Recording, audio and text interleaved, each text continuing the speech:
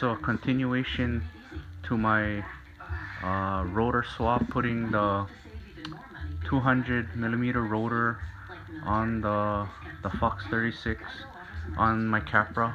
What I did was I took the adapter, which is the 20mm post adapter, from the rear because it had a 200mm rotor, and I moved it to the front so I could mount the 200 rotor on the front, because the Fox 36 is set up for 180 post mount rotors, and in the rear it's already set up for a post mount 180.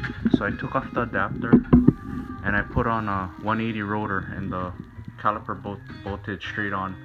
So another thing you could do is you could just buy the adapter, and that's the part number right there. It's a Avid SRAM adapter, and it comes with all the longer bolts and everything like that.